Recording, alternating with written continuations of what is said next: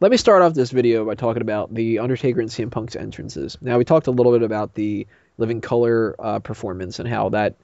I agree with Peyton that it comes off a little bit less energetic, but Flat. it's still kind of cool.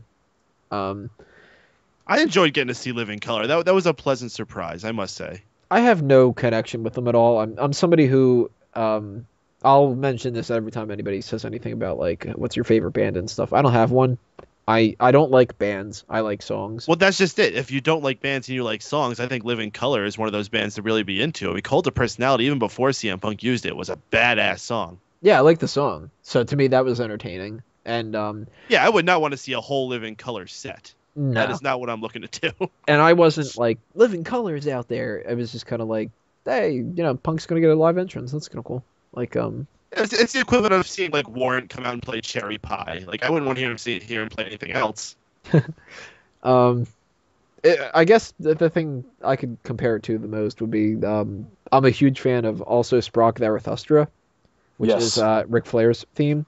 Mhm. And I would probably mark out more to see Ric Flair singing his own theme song, but at the same time, just if somebody were out there, if they had a symphony, Woo! That'd be I think for enough hilarious. money Ric at this Flair's- point in time, and if you get enough money together, he'd probably do it. well, like it would be kind of like seeing like the London Symphony Orchestra go out and do that. Like I would just I like, thought you meant actually having Flair go out. yeah, that's what I meant. Or they That, could I have would the mark John out Cena for marching band do it for you. that, with seeing his red face singing it and everything. Woo! Yeah, like when John Cena had the marching band do his theme song, like I thought that was kind of cool on TV. Like I thought that came off flatter than any other live performance. Yeah. I thought the idea was cool. The idea was cool if they had just done it for a little bit, and then by the time he got to the stage, they pumped his music on. Yeah. Kind of like when they did the marching band with The Rock, where they did their thing, then the Rock's music came on, and then the drums kept playing with it. That was awesome. Yeah, that was Yes. really cool too.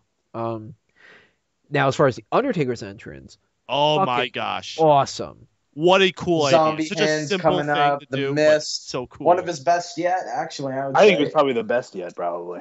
I'm gonna It was eventually handball to post. Tony because he was just like marking out Overtaker and trying to touch him. How was that live? You said you were really excited to see the Undertaker's entrance live. How was that for you personally, Tony? Well, I can't post it on YouTube because I'm gonna end up getting taken down if I do. But I do have video footage of Undertaker's entrance, and you do hear me in the middle of it. It was fucking awesome. I'm gonna post it eventually on the results and review coverage article. I don't know how I'm gonna do it. I'm probably I'll just like QuickTime or something like that, some kind of little embedded file that way.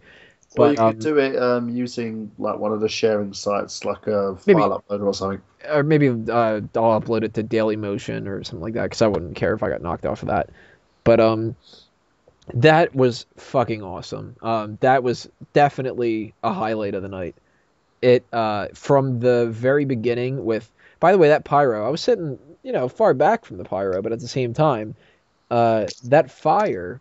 Thank God they had that fire because we were cold. I mean, I had on I had an undershirt, a t-shirt, a dress shirt over that, a coat on top of that, and I put on my hoodie, and I was still cold. You had like a leather jacket on too, right? Yeah, it's a thin kind of leather jacket. But I had Does a everything start traveling back up, Tony?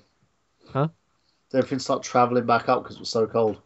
What was like at the very beginning of the pay-per-view, literally the very beginning of the pay-per-view, it started spitting rain.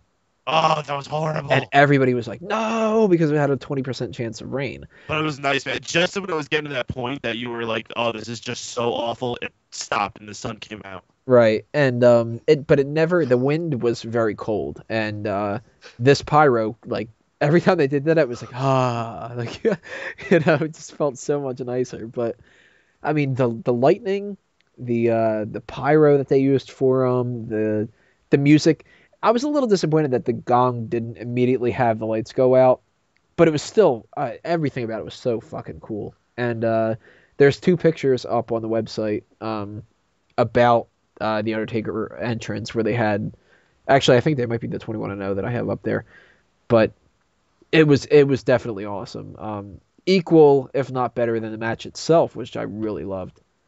I loved it. It was the greatest thing that they could have done for this match, which I think they both did perfectly, was put Punk at equal footing to Taker. Like he looked like a dominant threat someone that could take it away. And at times, I sat there, thought to myself, is he going to do it? Is he going to do it? He looks like he's going to do it. Oh my God, Taker's going to finally lose. And then just going back and forth and back and forth. And it was like everything Taker was throwing at him, Punk had an answer to and was throwing something else at him about 10 times harder. Brilliant. Great psychology. Great story. One thing that I'm not sure if it came across, because if people are saying that the crowd was dead, I don't know what. Not for I don't know where this crowd is dead thing is coming from. Only for a few matches where you could clearly tell they didn't care about it. For this match, they did not stop. Did it come off really well when Taker was about to do that jump? Because with the crowd, for my section at the very least, when he was gearing up to make that run and jump across and hit CM Punk, and then Paul Heyman stopped him, people were like, no, don't fucking do it. Like, everybody was really into that. Did that come off that way on the pay-per-view, or did that just kind of seem like a typical like kind of thing? Yeah, it seemed like they were going to do it, and then once Heyman came up, they realized he wasn't really going to do it, and they were kind of more cheering for hopefully that he was going to do something to Heyman, I thought. Yeah, people were probably hoping that he was going to choke slam him or something. Choke slam Heyman or something like that, but... That's what I thought at the time. The crowd was eating everything out of the palm of these two guys' hands. I mean, they were really just into And what everything. I really have to compliment is I thought Taker was going to be so banged up that Punk might have had to carry him to to something decent, and that wasn't the case. No, not at all. He was on his absolute A game, and as was Punk, and it really, really reflected. It surprised the hell out of me how good the match quality was. I wasn't expecting it to be as good as it was. Yeah, not as great as it was. I mean, it was far and away the match of the night. Yeah, definitely. And in my opinion, it probably should have closed the show, but... I can see why it didn't. I can see why it didn't either, because again, the world heavyweight title has to take precedence. But I think that should have been like pre-main, maybe, or somewhere deep in the crowd. But again, those two guys just put on the absolute. They stole the show. There's that one match that steals the show in every WrestleMania. This is what did it. And notice how it's been like Undertaker for like the past. Absolutely. How many years has the streak match been like the match of the night? 25. Pretty much since him and Batista. Yeah, I would say dated all the way back to WrestleMania 23. Yeah, but it's The Undertaker because he's fucking awesome. That's the reason. We all know that. What I thought was really cool that I haven't heard anybody mention anywhere, CM Punk's tights were the classic Undertaker colors. He's been doing that recently. He did that against The Rock when they were the black and kind of blue that he used to have. I like that. He did that with Bret Hart. Yeah. He didn't actually wrestle Bret Hart, but he had the gold on the trunks. The Randy Savage. It's also the Randy Savage ones. I noticed that purple and gunmetal gray was kind of the color of the night because Jericho had the same thing too. So that was kind of cool. One thing I thought was really interesting was a lot of pro CM Punk fans, but when they did the boo and the yeah spot, it was kind of on CM Punk. From your side, it was all CM Punk? All the yeahs were on CM Punk. People were booing Undertaker. Oh, really? Because from my side, it was split 50-50. Yeah, I think it came off on TV split 50-50. It did come off on TV split 50-50. I'm like, it's like half the crowd is like filled with Taker fans and half the crowd really wants Punk to end the streak. Like, man, this is 100% split. Yeah, to me, what I could hear is at the first one, I heard, boo, yeah. Then it was like, hey, fuck, we like both these guys. And it just kind of went like, for each one because it was like boo and yeah mixed up together. So each punch, blah, blah, blah, blah, blah. It was just this whole like if it would have been Arnold Schwarzenegger cutting a promo or something like that. So who else really felt Punk's pain when that table decided not to give? Oh yeah, I thought he was done. What a trooper. I thought he was a lot more seriously hurt than he could have been. Because he just has no luck with tables as of late, does he? Especially like announced tables. The Rock, that The Rock match, it broke too early, and this one didn't break at all. Yeah. Ugh. Yeah, that was just brutal. That was just brutal. Oh yeah. Yeah. So match of the night, obviously. Yeah. Bringing the urn into play with the last ride, I thought was a very nice. And how many people thought it was over? The streak was over with after that. Like as soon as he hits him with the urn, that's perfect. Yeah. I stood up. I was like, gasp. Yeah, my jaw dropped. I'm like, oh, man, he hit him. This could be it. And then the kick out. And I actually thought it was over after the first tombstone. So I'm like, they're not gonna have Punk be one of the like the strong almighty Triple H or like the Mr. WrestleMania like performer in Shawn Michaels, have him kick out of the tombstone right away, and then he did. I'm like, damn, it's still going. Did everyone get the sick pop when he did Old School? When Punk did? When Yeah, Punk did it? Amazing on television. Yeah, that came out across amazing. Yeah, that really went over well with the crowd. They were just, holy fuck, he's gonna do it! Like, Or how about when Undertaker anybody actually doing that to Undertaker successfully, other than Punk either, Twice. especially at WrestleMania. He did it twice.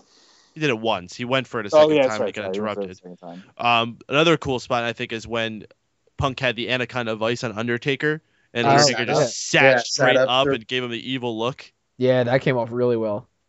The whole match is just wrestling drama when it's done perfectly. The crowd, obviously, their reaction reflected that. My reaction at home reflected that. And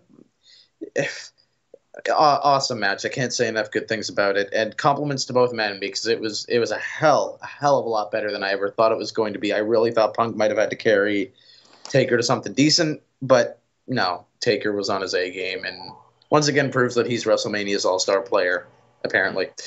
Does anybody else have any last thoughts before we move on to? Yeah, I really think that if they keep doing this match where he just works one match a year, he could do this for who knows how long. He's only 48 now, so at least 3, 4, 5 years. You really don't see him going out by next year? You know what? The quality of the matches that he's given over the last since WrestleMania 25. One thing I do want to point out, there was a point where Punk was going to put not any kind of vice, but some type of arm move on Undertaker's arm, and he lifted it up above his head, and Undertaker was really quick to jerk it back down, and he had this look on his face like, no, my arm does not go that way. So that's one thing, because I know he did have surgery on that arm, and he's not really able to use it the way he used to. And that might be catching up to him. He got written off TV, like when he tore his rotator cuff or whatever, like, he tore it once in like 07 and then again in like he badly injured it in 2010, and it just hasn't been the same. That's why they thought he might have missed WrestleMania 27 a few years ago, was because of that. But yeah, like I can't give enough props to both of them. They really tore the stadium down, so to speak. Anybody else? No. Again, if he just works one match a year and he has 3 months or so to physically get in shape for it, I don't think there's any limit. He can perform till he's 60. All right, next part, we're going to tone things down a little bit and talk Triple H and Brock Lesnar.